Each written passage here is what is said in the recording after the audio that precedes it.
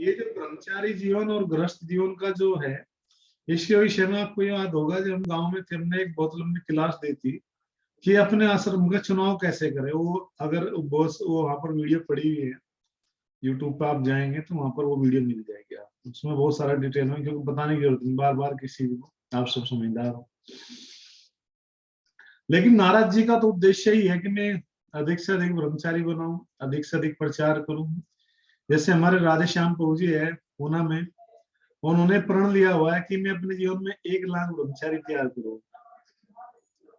मतलब इतना प्रचार करूंगा कि आने वाले समय में, आने वाले 1000 वर्षों तक जो है, और 10,000 वर्षों तक, क्योंकि महाप्रभु की भविष्यवाणी है कि 10,000 वर्षों तक ये जो भगवत भक्ति का जो प्रचार कार्य है 10,000 साल तक चलता रहेगा। तो ये सब चलता रहेगा और इसमें कोई प्रॉब्लम नहीं आएगी। तो मैं ऐसा प्रचार करूं, ठीक है, ये भाव अच्छा है। तो लेकिन साथ साथ हमें प्रचार का कार्य में ध्यान तो देना ही पड़ेगा। तो नारद जी ने जैसे ही प्रचार किया, दक्ष के उन पुत्रों को जो गए थे क्या करने के लिए, जंगल में तपस्या करने के लिए, हम आगे आगे वाले समय में जो है भविष्य में फिर अच्छे ग्रस्त बनेंगे। तो नारद जी ने कहा, सुखदेव गोस्वामी जी आगे कहते हैं राजा परीक्षित को कि हे राजन, भगवान विष्णु की माया से प्रेरित होकर के दक्ष ने फिर आगे चल करके भविष्य में ने 5 जननी अर्थात अक्सनी एक पत्नी है दक्ष प्रजापति की, उनके गर्भ से जो है क्या किया, 10,000 पुत्र उत्पन्न किए। और ये पुत्र हरियसु कहलाए। इन पुत्रों का जो 10,000 पुत्र है, इनका नाम हरियसु कहलाए, हरियसु नाम से। कहते कि हे राजन परीक्षित, प्रजापति दक्ष के जो सारे पुत्र के समान रूप से अत्यंत विनम्र और अपने पिता के आदेश के प्रति बड़े आज्ञाकारी थे। जो पुत्र थे ये दक्ष के, ये सबके सब बड़े विनम्र थे, बड़े आज्ञाकारी थे, अर्थात पिता की बात को हमेशा वे सिरोधार्य करने वाले थे। किसी प्रकार से अपने पिता की बात का वे उल्लंघन नहीं करना चाहते थे, अर्थात किसी भी तरह से वे मतलब अपने पिता के विरुद्ध नहीं थे, अर्थात अपने पिता के ही जय समान आचरण और पूर्ण आज्ञाकारी बालक थे दोनों। ये सभी जो दक्ष प्रजापति के जितने भी 10,000 पुत्र थे हरियस, कह रहे कि ये सारे के सारे जो बालक थे। और कह रहे कि जहां पश्चिम में, जहां सिंधु नदी सागर में मिलती है, पश्चिम में यदि आप जाएंगे, जो सिंधु नदी है वो आजकल पाकिस्तान में है। जो पंजाब जो क्षेत्र है, हमने एक दिन बताया था नदियों के विषय में, भौगोलिक परिस्थिति, क्योंकि जो पहला जो भौगोलिक स्थिति थी प्राचीन समय में, थोड़ा सा कुछ बदलाव आया है वर्तमान में। लेकिन नदियां तो ऐसे ही बह रही है। बदलाव इसलिए आया कि प्रदेशों के नाम थोड़े चेंज हो गए। भागवतम में कुछ और नाम है और वर्तमान में कुछ और नाम है। तो पंजाब है उस क्षेत्र का नाम, पंच प्लस आब, पंच यानी कि 5 आब में नदियां, 5 नदियों का जो प्रदेश है पंजाब है, 5 नदियों के नाम पे पड़ा हुआ है, जिसमें व्यास है, झेलम है, सतलज है, चेनाब है, रावी है। ये 5 नदियां हैं जो वहां से होकर के बहती। फिर ये नदियां इनमें से पाकिस्तान में भी चल जाती है। झेलम नदी, रावी नदी है, और जो है इनका थोड़ा सा विवाद चलता रहता है, आप देखते हो। तो ये आगे चल के पाकिस्तान से फिर आगे कराची में, जहां पर फिलहाल आज कराची है पाकिस्तान में, वहां से सागर में जाके गिर जाती है। वो दिशा पश्चिम कहलाती है, क्योंकि जब भी अटैक होता है समुद्र के रास्ते से तो वे पश्चिम ओर से आते हैं। जैसे कि बॉम्बे हमारा जो है पश्चिम साइड में ही है, पता है आपको, गुजरात भी पश्चिम साइड में है। तो ये पश्चिम जो तट है इसकी बात की जाती है।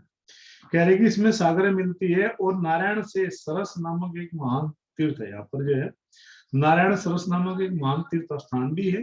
लेकिन आज वहाँ हिंदुस्तान का नहीं है, सनातन धर्म का प्रचार नहीं है, तो इसलिए उसका ज्यादा प्रचार नहीं आता। बहुत सारे स्थान है जो नष्ट कर दिए गए कलयुग के प्रभाव से पाकिस्तान में या बहुत सारे स्थानों के देशों में।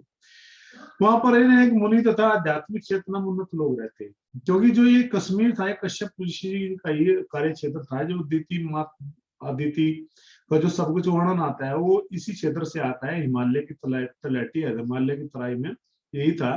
तो कश्यप क्षेत्र के नाम से था, लेकिन कश्यप तो धीरे धीरे धीरे वो कश्मीर हो गया, कश्यप तक कश्मीर बन गया। मतलब कश्मीर जो शब्द है मुस्लिम में है और कश्यप जो है हिंदू धर्म को दर्शाता है। अब यही कंपटीशन दुनिया में चलता रहता है कि जिसका बोल बोला अपने नाम पर। तो कहते हैं कि इस तरह से वहां बड़े ऋषि मुनि रहते हैं और उस स्थान पर हरियस नियमित रूप से नदी का जल का स्पर्श करके स्नान करते हैं। सुबह वे जाते हैं अपने पिता की आज्ञा से, वे वहां तपस्या कर रहे हैं, स्नान करते हैं। धीरे धीरे वे शुद्ध हो जाने पर परमहंसों के प्रति उन्मुख हो जाते हैं। ये जो हमारी चेतना है ना, धीरे धीरे हम साधु के संग में रहने लगे। कुछ चीजें हम लोग भी फेस करते हैं, कुछ चैलेंज हम भी भक्ति के जीवन में फेस करते हैं। कुछ चीजें ऐसी होती है जो ब्रह्मचारी को भी फेस करते हैं या गृहस्थों के लिए भी होते हैं। तो उसमें देखने में क्या आता है कि हमारा एक जो यदि साधना अच्छी तरह से अच्छे भक्तों के बीच में हमारा कार्यकलाप है तो हमारी भक्ति बहुत अच्छी तरह से आगे बढ़ जाती है। अगर हम अपने कार्यकलाप को भौतिक लोगों के साथ जोड़ेंगे जो तपस्या नहीं करते, भजन नहीं करते, तो क्या होगा, कुछ समय के पश्चात या थोड़ी सी प्रॉब्लम आएगी कि हमारी भक्ति से हम लोग उन्मुख होने लगते हैं।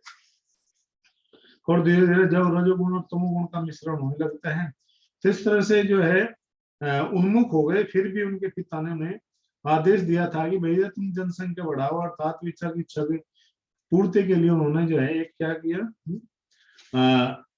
तपस्या करने का प्रण लिया कि हम एक तपस्या करेंगे बड़ी, और उस तपस्या करने के पश्चात जो है फिर हम लोग जो है पिता की आज्ञा का पालन करेंगे। फिर पिता की आज्ञा का जब हम पालन करेंगे तो इस प्रकार से हम धीरे धीरे फिर क्या है भगवत भक्ति में आगे बढ़ेंगे। अर्थात गृहस्थ आश्रम में जाकर के उन बालकों को जनसंख्या बढ़ाने के लिए ऐसी उत्तम करते तपस्या करते देगा। ये उनके मन में था कि अभी हम पिता की आज्ञा का पालन कर लेते हैं। हालांकि उनका मन जो है धीरे धीरे परमहंस हो गया, क्योंकि जैसे मन हमारा कंटेमिनेशन से दूर हो जाता है, जैसे प्यूरिफिकेशन हमारा होता है, चेतना हमारी अगर शुद्ध होने लगती है भगवत भक्तों के साथ में, तो स्वाभाविक है कि हमारा जो मन है वो धीरे धीरे भगवत भक्तों की ओर बढ़ने लगती है। भगवत भक्ति की ओर बढ़ते संसार से दो मार्ग वेदों में बताए गए, श्रेय मार्ग और प्रेम मार्ग। श्रेय मतलब जो जो मार्ग हमें विरक्ति की ओर ले जाता है, दो उसके दो नाम है, श्रेय प्रेय के दो नाम है, निवर्ति मार्ग और प्रवर्ति मार्ग।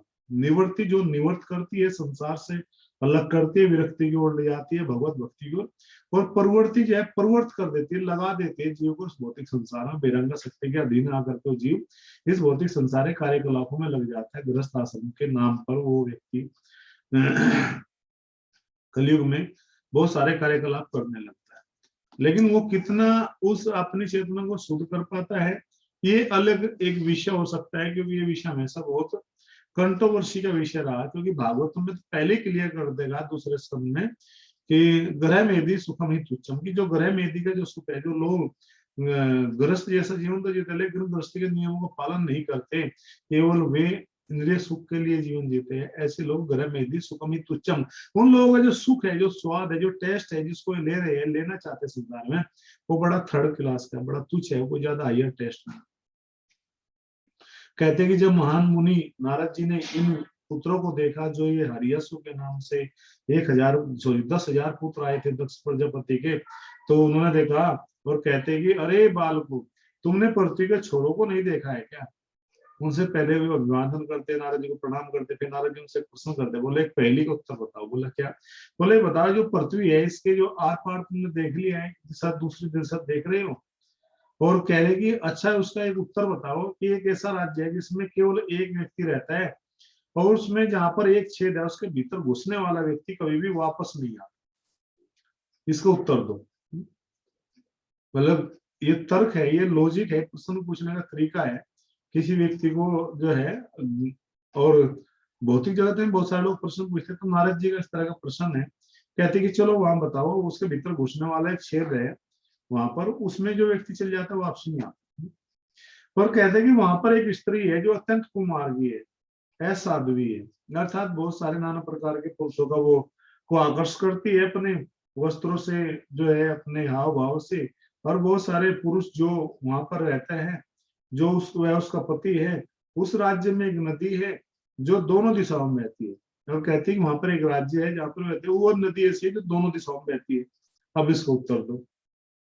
कह रहे कि 25 पदार्थों से बना हुआ एक अद्भुत घर है, एक हंस है। 25 पदार्थ समझ गए हो ना, जो 25, 24 में तो है अगले, 25 का जिक्र किया गया, 24 में आत्मा को भी सम्मिलित किया गया है परमात्मा के साथ साथ। तो हमारे जो शरीर है, 5 ज्ञानेंद्रिय, 5 कर्मेंद्रिय, 5 इंद्रिय विषय है, जो है 3 प्रकृति गुण है, और इस तरह जो है 5 भौतिक तत्व, इस तरह से मिला करके ये 23 हो गए, 24वीं आत्मा है, 25 परमात्मा है। कहते हैं कि एक हंस है जो नाना प्रकार की ध्वनि करता है, वह सबते इधर उधर घूमने वाली वस्तु है जो तेज छुरों वर्जों से बनी है। तुम लोगों ने इन सबों को नहीं देखा, इसलिए तुम उच्च ज्ञान से रहित अनुभवहीन बालक हो, तो फिर तुम किस तरह संतान उत्पन्न करोगे? भैया तुम संतान के लिए आगे संसार में ये सब सोच करके आए हो, लेकिन इन प्रश्नों का उत्तर तुम जानते नहीं, बताइए फिर तुम संतान भी उत्पन्न कर लोगे? अगर गृहस्थ आश्रम में भी आप प्रवेश कर गए तो फिर इस ज्ञान को कौन जानेगा, कैसे जान पाओगे? इसका उत्तर तो दो, आप मुझे बताओ, समझाओ। अब यहाँ पर जो हरियस थे वो बेचारे विचलित हो गए और कह रहे कि नारद जी उन बालकों की स्थिति देख करके 10,000 पुत्रों की, भैया 10,000 नए स्टूडेंट आए यार भाई। अब किसी के पास 10,000 नए स्टूडेंट आए तो हंगाम मच जाएगा पूरे वर्ल्ड में। 10,000 लोगों ने ज्वाइन किया, आज हेडलाइन होगी 10,000 नए ब्रह्मचारी, न्यू फाइट डिवोटी पीपीटी की ट्रेनिंग लेने लगे। अब ये चांस हमें मिले ना मिले, लेकिन नारद मुनि जी के पास में अवसर था कि किस प्रकार से जो है उनको क्या करे, उन सब बालकों को ये उपदेश दे, ये भगवत भक्ति का उपदेश दे और उनको समझाए कि तुम किस प्रकार से जो है क्या कर सकते हो, इसका लाभ उठा सकते हो, इस अवसर का लाभ उठा सकते हो कि तुम्हारे पास में एक अवसर चल के आया है, इस अवसर को आप भगवत भक्ति में परिणत करो। अब यहाँ पर नारद मुनि जी बड़ा थोड़ा आश्चर्य कर रहे हैं, कह रहे बड़े आश्चर्य की बात है भैया, आप लोगों को इसके बारे में पता ही नहीं है, अर्थात आप सभी को इसके बारे में पता होना चाहिए। नारद मुनि जी कहते कि देखो दुर्भाग्य बात है कि तुम्हारे पिता जो सब कुछ जानते हैं, किंतु तुम उसके असली आदेश नहीं जानते। तुम्हारे पिता को सब ज्ञान है, लेकिन कितने कमाल की बात है कि तुम उनके पिता, अपने पिता के आदेश को नहीं जानते। अपने पिता के असली उद्देश्य को जाने बिना तुम किस तरह संतान उत्पन्न करोगे? आप बताओ, उसका उत्तर दो। सुखदेव गोस्वामी जी ने कहा कि नारद मुनि जी के इस प्रकार से यह शब्दों को सुनकर हरियस ने अपनी स्वाभाविक बुद्धि से एक दूसरे की सहायता लिए बिना ही विचार किया। क्या विचार किया? हरियस ने सभी नारद के शब्दों का अर्थ इस प्रकार समझा। क्या अर्थ लगा उन्होंने अपने मन में कि भू शब्द कर्म क्षेत्र का द्योतक है, जो भू है वो कर्म क्षेत्र है, और यह भौतिक शरीर जो मनुष्य के कर्मों का फल है होता है, उसका कर्म क्षेत्र है, और यह उसे झूठी उपाधि देता है। अनादि काल से मनुष्य को विभिन्न प्रकार के भौतिक शरीर प्राप्त होते रहे हैं, जो इस भौतिक जगत के बंधन के मूल है। अनेकों प्रकार से संसार में लोगों को ये भौतिक शरीर मिलते रहे हैं, लेकिन अंत में सब के सब क्या बने हैं? उसके बंधन के ही कारण बने हैं, मुक्ति के कारण नहीं बने हैं। यदि कोई मनुष्य मुक्त अवश अक्षणिक सकाम कर्मों में अपने को लगाता है, ऐसा व्यक्ति जो अपने आप को इन कर्मों में लगा देता है, इस बंधन को समाप्त करने की ओर नहीं देखता, तो उससे कर्मों को क्या लाभ मिलेगा? ऐसे कर्मों को तो उसको कुछ लाभ ही नहीं मिलेगा। ऐसा व्यक्ति अपने आप को लगा देता है, तो उसको ज्ञान होना चाहिए कि भाई मेरा जीवन किस लिए मिला है, क्यों मुझे इस संसार में रहते कर्म करना चाहिए। नारद मुनि ने कहा था कि एक ऐसा राज्य है जहाँ पर एक नर है, और हरियस ने इस कथन की आश्चर्य की अनुभूति हुई। कहा कि हाँ, एक ऐसा राज्य है जहाँ पर एक मनुष्य रहता है। कहते हैं एक मनुष्य तो बस एकमात्र एक भोक्ता भगवान ही है संसार में, भगवान के अलावा दूसरा पुरुष तो ही नहीं, दूसरा नर तो ही नहीं संसार में। जितने भी है सबके सभी संसार में क्या स्त्री ही तो है, जो मतलब जीवी जो संसार में पड़ा हुआ है वो सब एक ही तो पुरुष है। हम सब पुरुष थोड़े, ये भोक्ता थोड़े, ये भोक्ता तो एक ही है, परमात्मा एक अहम दित्य न अस्ति न भूतो न भविष्य। भगवान भी कहते हैं संसार में केवल मैं ही एक पुरुष हूँ, दूसरा मेरे समान कोई नहीं है। इस प्रकार से कह रहे कि हर वस्तु को देखते हुए वे षड ऐश्वर्य से पूर्ण है, 6 प्रकार के जो ऐश्वर्य है उनसे वे पुरुष जो परिपूर्ण है, सब उनसे पूर्णतः वे स्वतंत्र है। वे कभी भौतिक प्रकृति के 3 गुणों से प्रभावित नहीं होते हैं। जो पुरुष ऐसे है उनके ऊपर भौतिक 3 गुणों का कोई भी प्रभाव नहीं होता। मैं सब सच्चिदानंद विग्रह अनादि आदि गोविंदम सब कारणम कारण। इस तरह से यदि वे सदा इस भौतिक सृष्टि से परे रहे, यदि मानव समाज के सदस्य ज्ञान और कर्मों की प्रगति के माध्यम से उन परम पुरुष को नहीं समझ सकते, बल्कि अक्षणिक सुख के लिए रात दिन कुत्ते बिल्लियों की तरह कठोर परिश्रम करते रहते हैं, तो उनके कार्यों से क्या लाभ मिलेगा? कुछ भी लाभ नहीं मिलेगा। कुत्ते बिल्ली के जैसे परिश्रम करते रहेंगे और जो मानव जीवन है वो जहाज से चला जाएगा। ऐसे लोगों को कुछ भी लाभ नहीं मिलेगा। नारद मुनि ने कहा था कि एक बिल या छेद है, उसमें पहली विधि, एक छेद है, एक रास्ता है जिसमें प्रवेश करने वाला कोई व्यक्ति नहीं लौटता। हरिवंश ने जो बालक थे, 10,000 पुत्र थे, उन्होंने इसका अनुमान जो है अर्थ समझ गए और कहा कि जो एक बार व्यक्ति इस पाताल लोक निरंतर लोकों में प्रवेश करता जाता है, संसार में जो व्यक्ति गाड़ दिया जाता है, वह मुश्किल से लौटता दिखा जाता है। बहुत मुश्किल होता है उसके लिए घर लौट जाना। वो संसार में रहने की इच्छा करता रहता है, भौतिक संसार में रहेगा, परिवार के बीच में रहेगा, लेकिन वो लौटना नहीं चाहेगा, वो हमेशा इसी में सुख ढूंढता रहेगा। ये एक ऐसा बिल है, एक ऐसा छेद है जिसमें गिर कर निकलना असंभव, मुश्किल ही नहीं बल्कि असंभव भी है। और अधिकतर संसार के जो पुरुष होते, जो लोग होते हैं, वो अपने आप को संसार में डाल करके रखना चाहते हैं। ये मेरा घर, अश्य है ममेति पुत्र ममेति है, इसमें वो संसार के लोग पड़े रहना चाहते हैं। उसके पश्चात फिर जो है लोग यदि कोई कह रहे कि मुश्किल से कोई व्यक्ति यदि वैकुंठ लोक में भगवान के धाम में प्रवेश करता है तो इस भौतिक जगत में फिर से लौट के नहीं आता। और किसी को सचमुच ऐसे साधु की संगति हो जाती, भगवत भक्तों की कृपा मिल जाती है, तो वो व्यक्ति भगवत भक्ति करके संसार से परे हो सकता है। लेकिन ऐसे संसार में लोग बड़े दुर्लभ है, ऐसे संसार में लोग बहुत बहुत दुर्लभ लोग हैं जो इच्छा रखते हैं कि हमें भगवान के धाम लौट करके चले। नहीं तो संसार के लोग कहाँ रहना चाहते हैं, इस भौतिक संसार में रहना चाहते हैं, भौतिक संसार में ही सुखों में आनंद लेना चाहते हैं, सुखों से बाहर ही नहीं निकलना चाहते हैं। और कहते हैं कि वैसा व्यक्ति जो है इस नश्वर और दुख में संसार में है, इस भौतिक जगत के बंदरों की तरह उछल कूद ने तथा उस स्थान को देखने समझने में उसको क्या लाभ हो, कुछ भी लाभ नहीं है। संसार जब मरकट के जैसे लोग उछल कूद कर रहे हैं, उनसे कुछ भी लाभ नहीं होगा, अर्थात उनका जीवन इस तरह से निरर्थक हो जाएगा, बेकार हो जाएगा, कुछ भी उनको लाभ नहीं मिलने वाला। तो ऐसे लोगों को क्या करना चाहिए, भगवत भक्ति कार्यकलाप में अपने आप को लगा लेना चाहिए। अब नारद मुनि ने एक स्त्री का वर्णन किया था, यहाँ पर एक स्त्री का भी जिक्र किया था, कहते कि जो पेशेवर वेश्या है, अर्थात ऐसी स्त्री है जिसका चरित्र अच्छा नहीं है, जो वो सारे पुरुषों का संग करती है। हरियसु ने भी फिर इस स्त्री की जो पहचान कर ली, कहा कि ये रजोगुण से मिश्रित हुई है। प्रत्येक जीव की अस्थिर बुद्धि उस वेश्या के समान है। स्त्री कोई और नहीं बल्कि सभी जीवों की बुद्धि ही है। लोगों की जब बुद्धि का हरण कर देती है, वही एक स्त्री है जो क्या करती है, जो जिसका पैसा ही, जिसका धंधा ही क्या है, पुरुषों को ठगना है। तो उस स्त्री की पहचान समझ में आएगी। ये सब रजोगुण से होता है। जैसे व्यक्ति रजोगुण में पड़ता है तो भी व्यक्ति जो है इन चीजों की कामना करने लगता है। तो कहते हैं कि ये बुद्धि है हमारी जो रजोगुण में हमें डाल के रखती है, संसार में रजोगुण के द्वारा जीव को बहका देती है और वो संसार में पड़ा रहता है। जीव की अस्थिर बुद्धि जो है, तो यह किसी को ध्यान को आकृष्ट करने के लिए क्या करती है, ये स्त्री या ये बुद्धि क्या करती है, वस्त्र बदलती है, बार बार वस्त्र बदलती है। इस तरह से हमारी बुद्धि बार बार नए नए संकल्प, नई नई चीजें, नई नई योजना मन में आती रहती है। और यदि कोई मनुष्य यह जाने बिना ये किस तरह से हो रहा है, पूरी तरह से अक्षण भंगु सकाम कर्मों में लगा रहता है, तो वास्तव में उसे कुछ भी लाभ नहीं मिलता। वो व्यक्ति निश्चित रूप से क्या हो जाएगा, धोखा खा जाएगा, धोखे में आ जाएगा। और ऐसे व्यक्ति यदि धोखे में आ गया तो उसके ऊपर उसकी बुद्धि जो है उसको निश्चित रूप से उसको हरण कर लेगी और व्यक्ति संसार में उस स्त्री के हाथों की कठपुतली मात्र बन के रह जाएगा। अर्थात इससे क्या लाभ मिलेगा। नारद मुनि जी ने एक ऐसे मनुष्य की बात कही थी जो वेश्या का पति है, और हरियसु ने इस प्रकार इसको समझा, बताया था कि वे एक व्यक्ति भी है, स्त्री है जो बार बार वस्त्र बदलती है, और उसका एक पति भी है। क्या है कि जो अपनी वो पति है, तो यदि कहते कि यदि कोई व्यक्ति किसी वेश्या का पति बनता है तो अपनी बुद्धि को खो देता है, अपनी स्वतंत्रता को भी खो देता है, क्योंकि फिर उसको उस वेश्या के अनुसार ही चलना पड़ता है। वही उसको नचाती रहती है, वही उसको आदेश देती रहती है, उसके अनुसार ही वो सब कार्य करता है।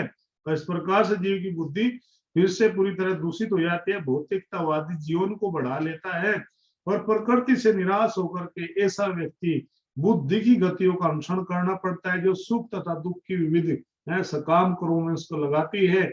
और यदि कोई ऐसी परिस्थिति में सकाम कर्म करता है तो उसे क्या लाभ मिलेगा। अब बड़े दुख की बात ये भी होगी कि अगर कोई व्यक्ति इस तरह से अपनी बुद्धि को लगाकर सकाम कर्मों में लगा रहे तो उससे क्या लाभ मिलेगा, कुछ भी लाभ मिलने वाला नहीं। ये भी बड़े दुख की बात है। तो जब इस प्रकार से सारे ये जो कर्म है, सकाम कर्म की जो श्रृंखला है, इसमें जीव पड़ जाता है, तो यहाँ पर वो व्यक्ति जो है अपने आप को उबार नहीं पाता। वो ये नहीं देख पाता कि क्या सही है, क्या गलत है, क्या मुझे करना चाहिए, किस प्रकार से कौन से कार्यकलाप में मुझे अपने आप को लगाना चाहिए। अर्थात उसकी बुद्धि का हरण कर लिया जाता है रजोगुण और तमोगुणों के द्वारा। रजोगुणी कार्यकलाप, तमोगुणी कार्यकलाप के द्वारा उसकी हरण हो जाता है। तब नारद मुनि ने कहा था कि एक नदी है, कहते अब अगला उदाहरण है, ये 5 उदाहरण दिए थे, कह रहे कि एक नदी है जो दोनों दिशाओं में बहती है।